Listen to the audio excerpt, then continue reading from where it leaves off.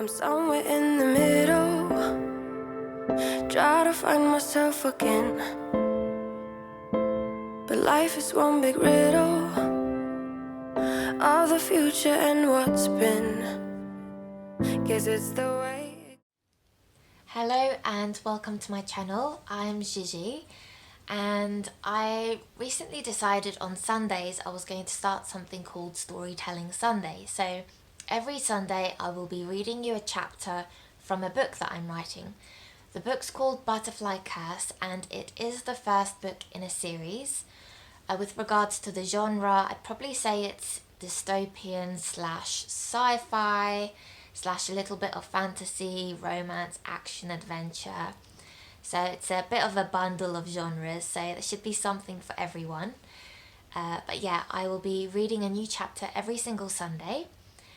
And today I will be releasing 2 videos instead of just one as I'm starting it. So I'll be releasing the prologue as well as chapter 1, but I'll be releasing them as separate YouTubes. So if you like, you can start at chapter 1, although I would recommend starting at the prologue just so you can obviously understand the foundation and the basis of the story. So I haven't actually written the whole book. I will be writing this book alongside while you read it, so we will be on this journey together, which I'm really happy and excited for because that means all of your comments and your suggestions and your thoughts and opinions about the story are really going to help me improve my writing and perhaps even improve the story and maybe even change the plots from what I'd originally thought, or I could use your ideas as inspiration for perhaps the second book or the third book or other books that I'm planning on writing. Anyway, I hope you guys like the Butterfly Curse, and yeah, please do let me know what you think of every chapter that I release on Sundays. Let me know in the comment box below and I will get back to you as soon as I can.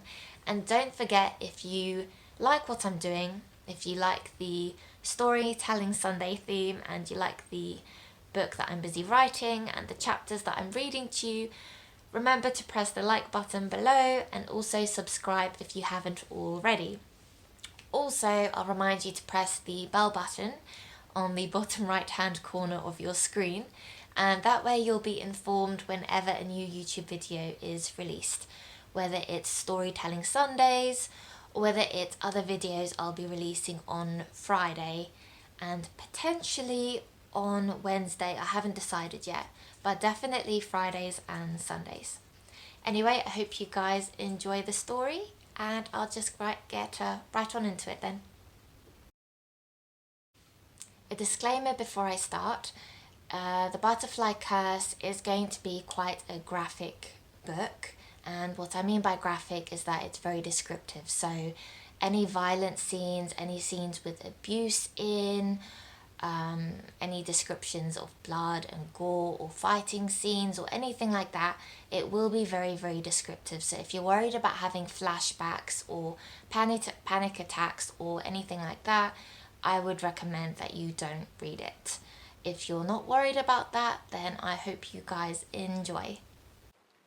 Prologue. For some, death is thought to be the ultimate end in life. For others, death is only the beginning. Our lives on Earth merely a test before our real life begins. More than 6,000 people die every hour, and more than 100 every minute. Death is the natural order of the universe, and yet it is an undefeatable enemy most of us fear. An enemy that is as common as it is an enigma. During the second decade of the 21st century, a massive meteorite with toxic radioactive fumes was already forging a destructive path, heading straight for Earth. The scientists predicted it would impact Earth in little more than a year, with minimal chance of survival. In a desperate attempt to save humanity, the leading officials and rulers of each country united for the first time in history, a common goal bonding them in a way never seen before. 9 councilmen and women were chosen to represent humanity as a whole, leading them, enforcing them, and making choices for them. All the resources found and the newest technology created was used to build great Earthships. Spaceships built with their own ecosystems and habitats to imitate the very Earth that had to be left behind for survival. All humans would be taken to live safely in space, until such a time that it was safe to return. 2 of every species of animal was taken into each Earthship, as well as seeds for every medicinal and edible plant specimen. Astronauts, called Seekers, were sent out into space in search of another habitable planet that the human race could build a new home on. The Seekers knew it would be their last time seeing Earth, as it would take years to search the galaxy for a planet similar to Earth, and once found, they would return to Earthship Primo, the Council's very own private spaceship, to share their knowledge with the 9 councilmen and women. Only then would their mission be concluded and they'd be able to unite with their families. Time flew by quickly.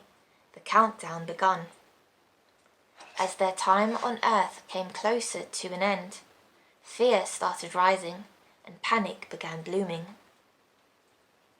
With only a month left before the estimated date that Earth would be destroyed, people began moving into the Earthships.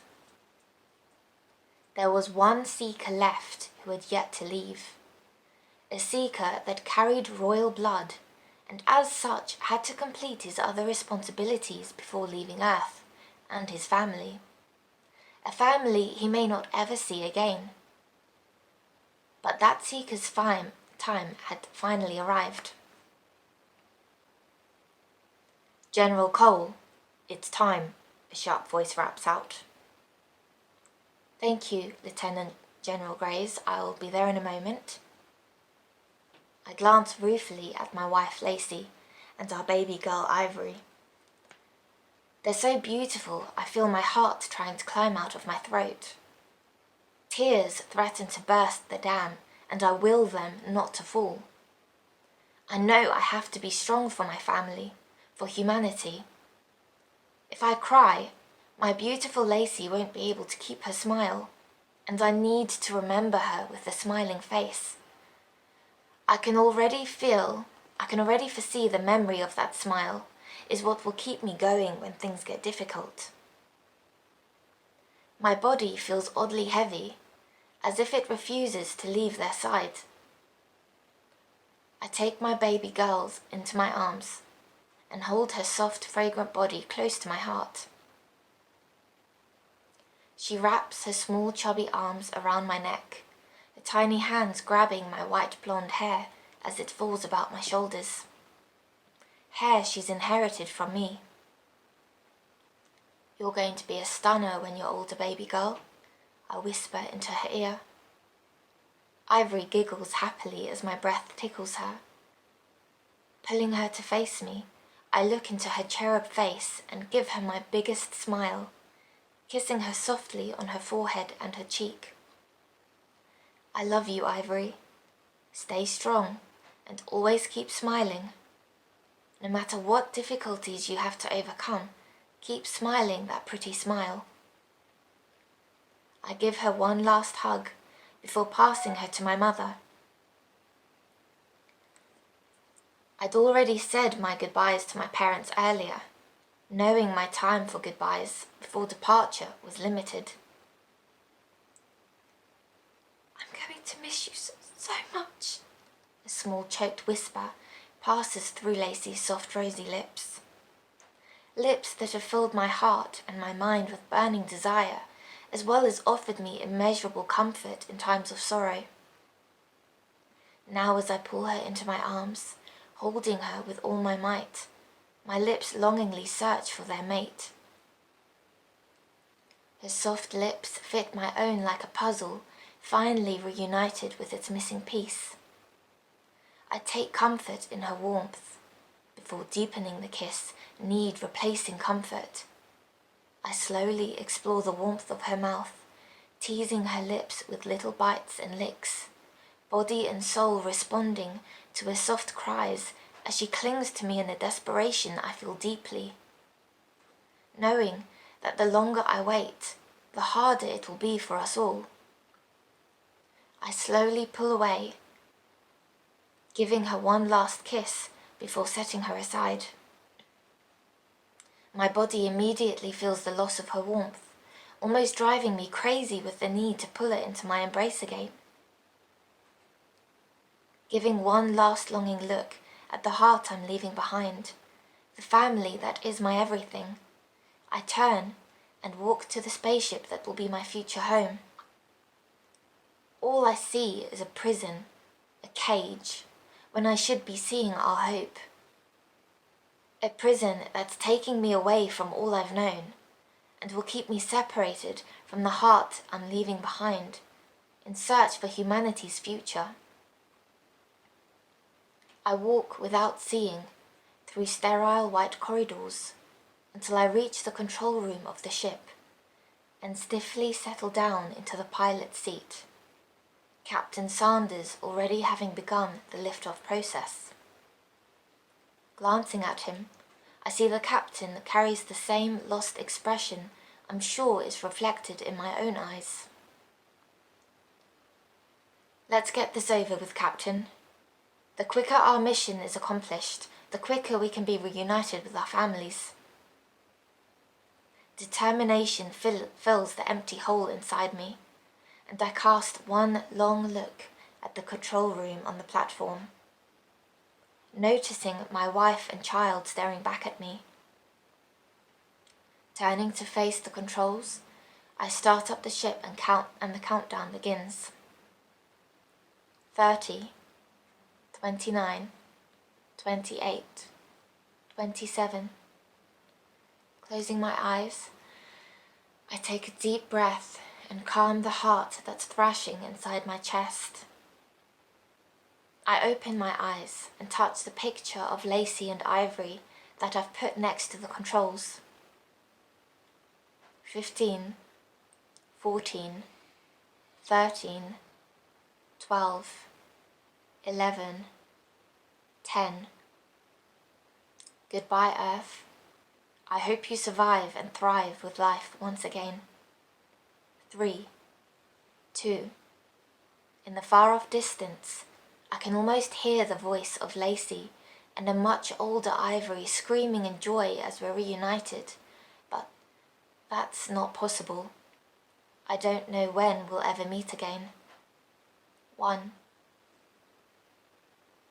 And that's the end to the prologue. So now on to reading chapter 1. Somewhere in the middle, try to find myself again. But life is one big riddle of the future and what's been. Guess it's the way it goes, and I will never know why you let me go.